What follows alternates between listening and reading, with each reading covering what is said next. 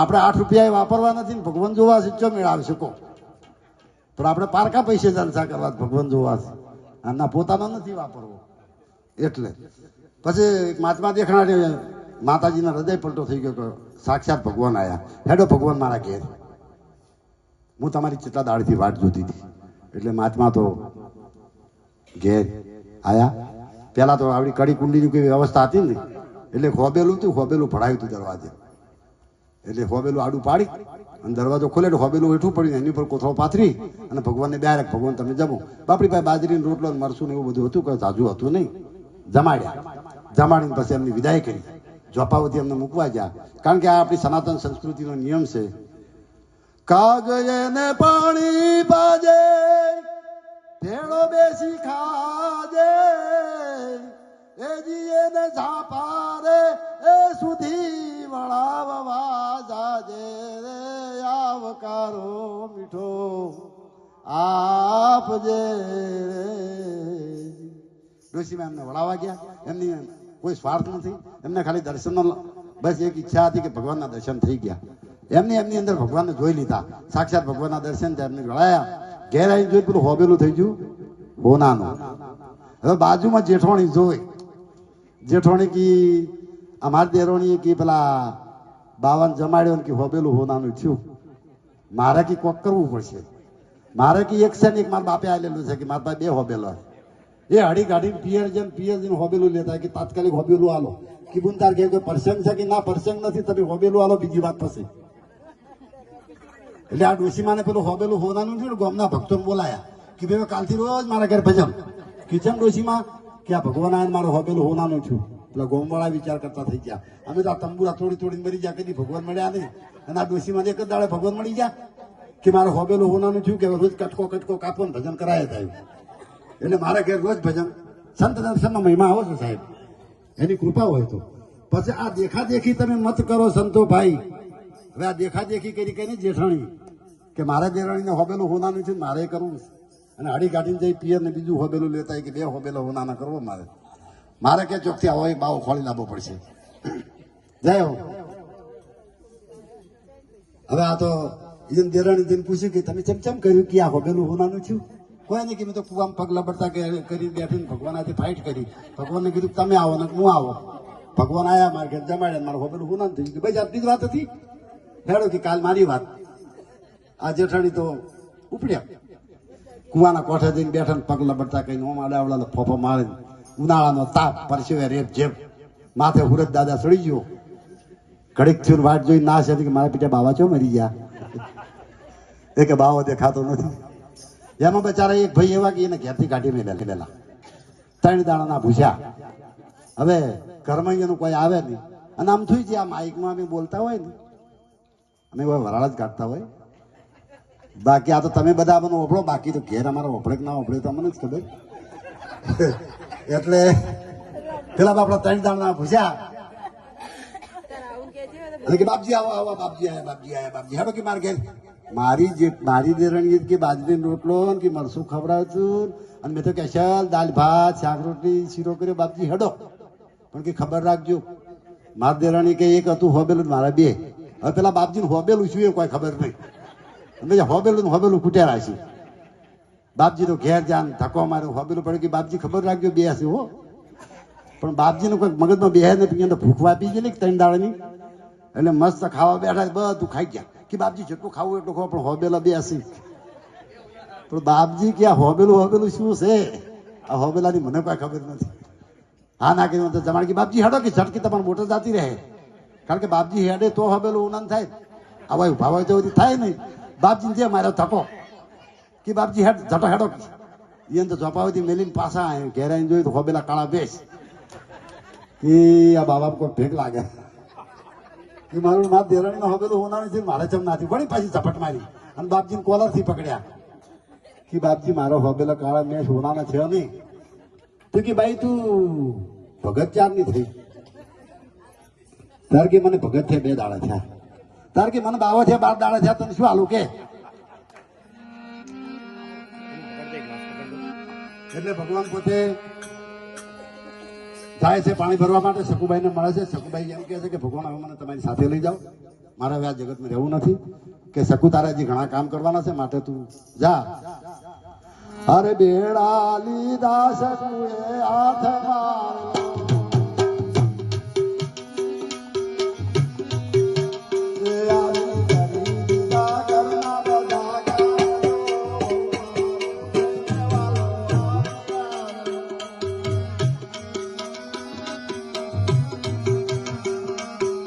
એવામાં એક સંત આવ્યાલો આ તમારી શકુને સંભાળજો.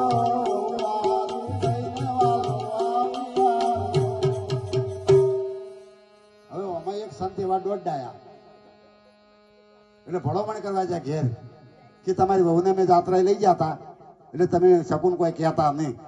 ડોહો વિચારમાં પડ્યો. ડોહો કે ભાઈ મારી શકુન મારા ઘરમાં અને આ તમે શેની જાત્રાની શેની વાત કરો છો? અરે મારી શકું તો મારા ઘરમાં જાત્રાને શેની વાત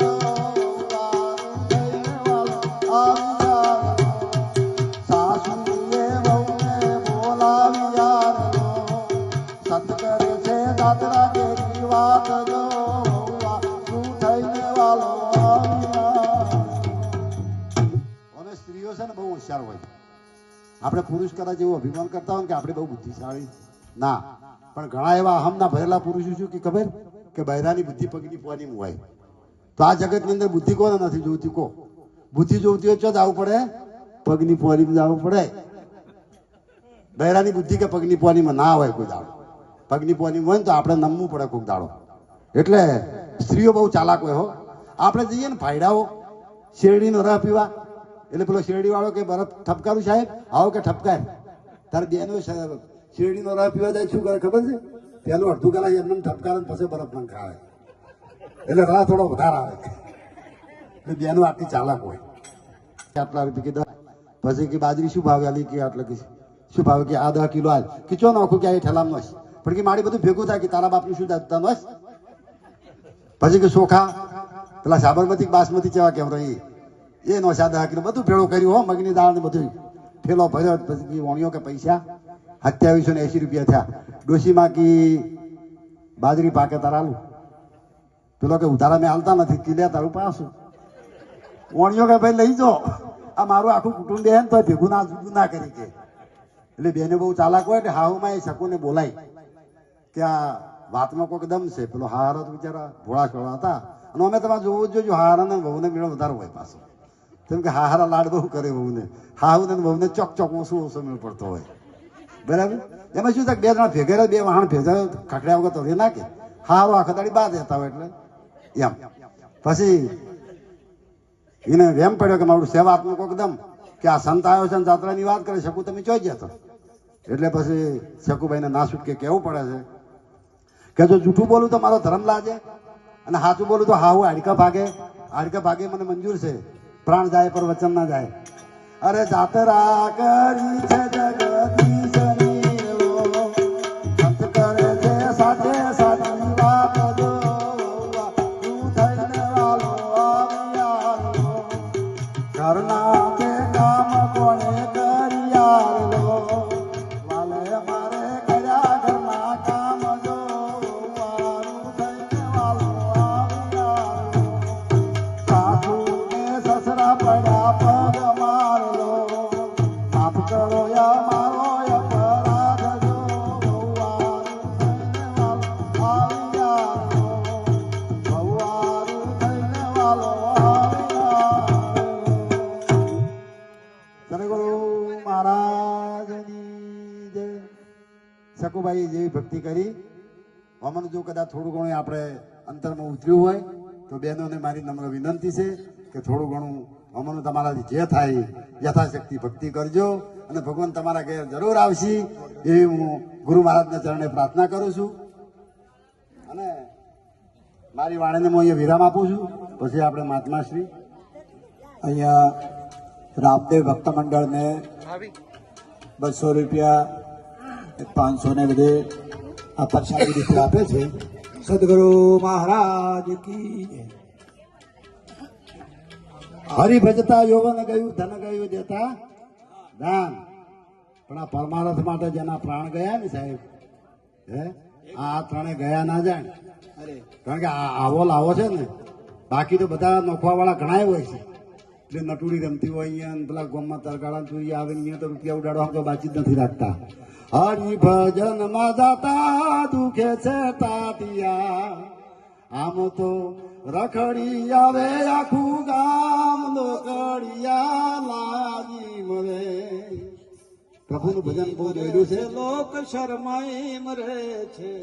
હવે પટોસણ નિવાસી એવા મહારાજ શ્રીને હું વિનંતી કરું, એમની વાણીનો એક લાભ આપે. હા બોલો.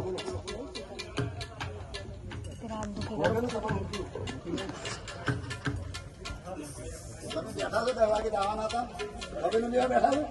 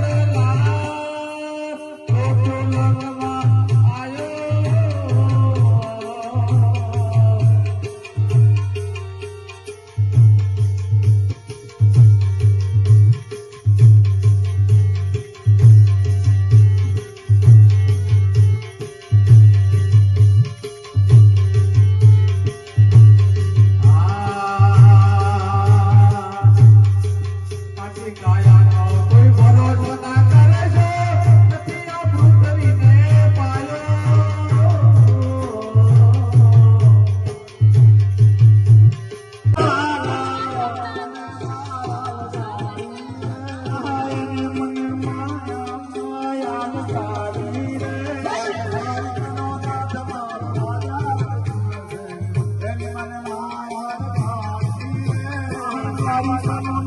મારો રાજા રણ છોડશે એની મન માયા પાડી રે